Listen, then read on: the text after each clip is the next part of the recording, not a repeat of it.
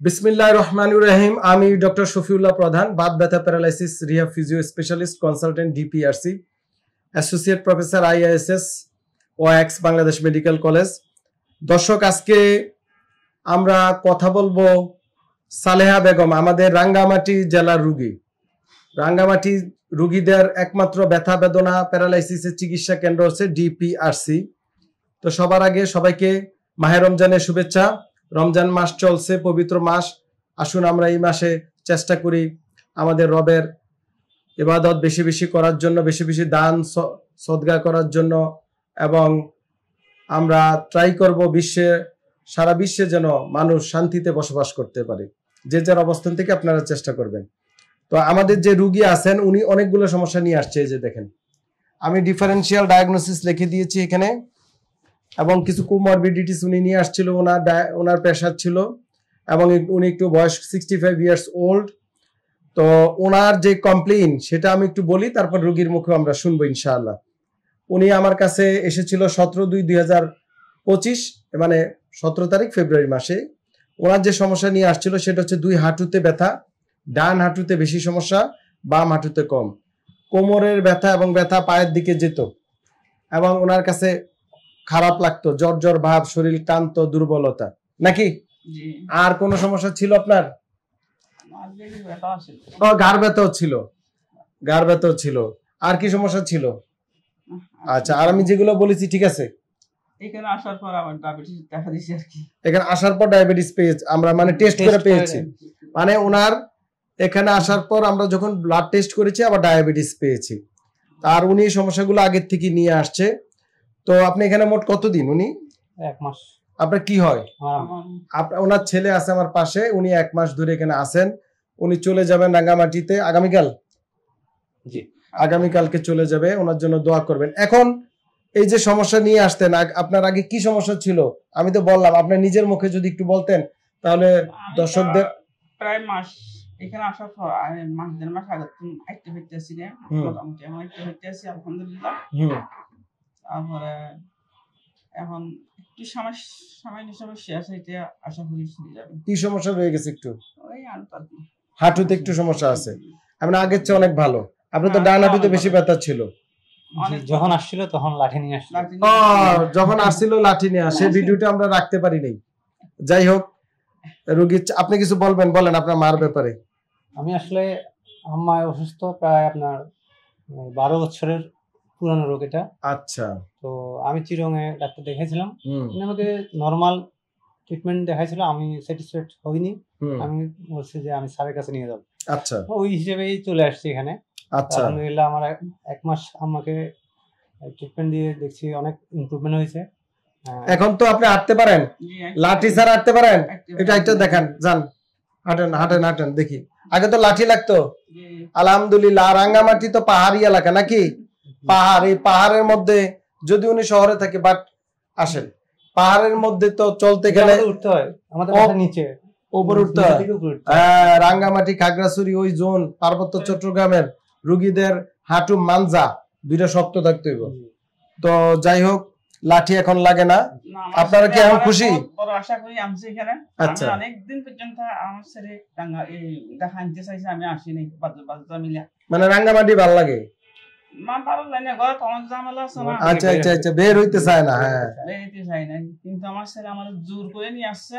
দেখে আমি এক ব্রাইটটা হইতেছি না। আলহামদুলিল্লাহ আপনাদের এখানে ট্রিটমেন্টে আমি এখন মোটামুটি একটা হইতেছি। আচ্ছা, আপনাদের কাছে কি মনে হয়, ধরেন রাঙ্গামাটিতে যে সকল থেরাপি আছে ভুয়া বিভিন্ন, এইগুলা আর ডিপিআরসি কি এক? না, অনেক না। এখানে সম্পূর্ণ ভিন্ন ভিন্ন, চিত্রটাই ভিন্ন। আমি অনেক জায়গায় ট্রিটমেন্ট করছি, ফিজিওথেরাপি দিয়েছি, বাট এখানকার সিস্টেমটাই ভিন্ন। শুনেন দর্শক, একটা কথা বলি, ফিজিওথেরাপি আধুনিক মডার্ন ট্রিটমেন্ট এবং অল্টারনেটিভ মেডিসিন। মেডিসিনের বিকল্প। যখন মেডিসিন ফেল করে, ব্যথার ওষুধ ফেল করে, অপারেশন ফেল করে নাকি, তখন ফিজিওথেরাপি চিকিৎসা। এবার বুঝেন কত অত্যাধুনিক চিকিৎসা পদ্ধতি, এবং এটাকে ইউনিভার্সিটির ডিগ্রি থাকতে হয়। তো বাংলাদেশে বিভিন্ন জায়গায় যারা টেকনিশিয়ান বিভিন্ন জায়গায় আমাদের এখানে কাজ করে, এরা গিয়ে একটা দোকান খুলা বৈশা ফিজিওথেরাপি দিচ্ছে।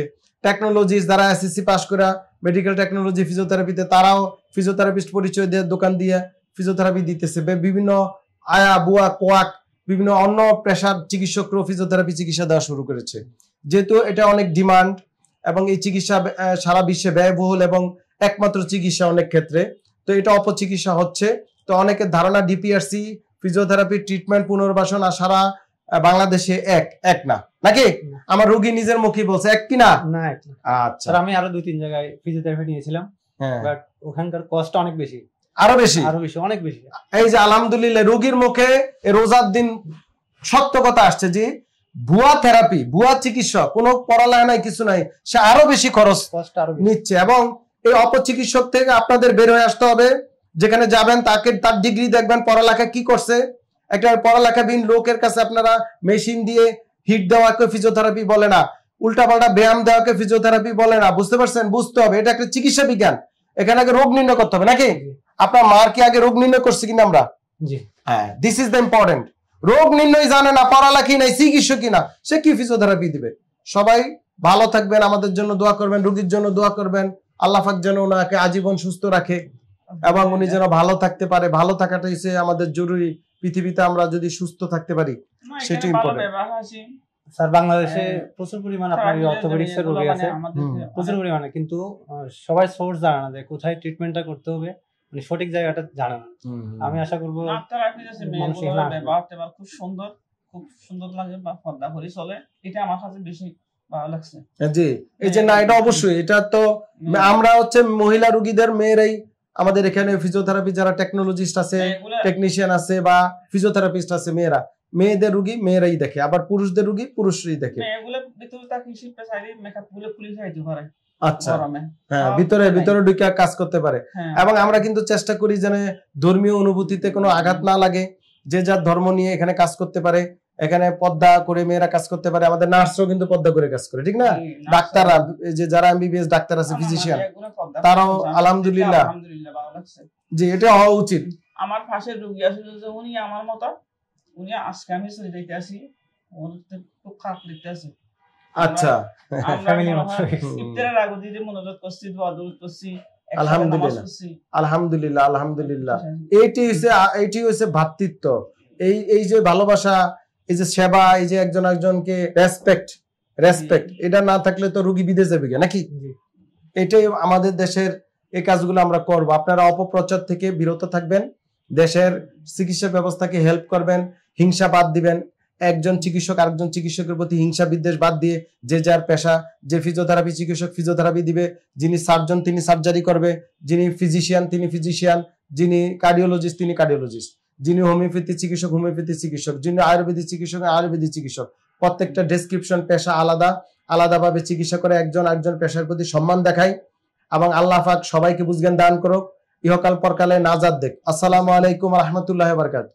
ডিপিআরসি লিমিটেড, আস্থা, বিশ্বাস ও নির্ভরতায় অবিচল।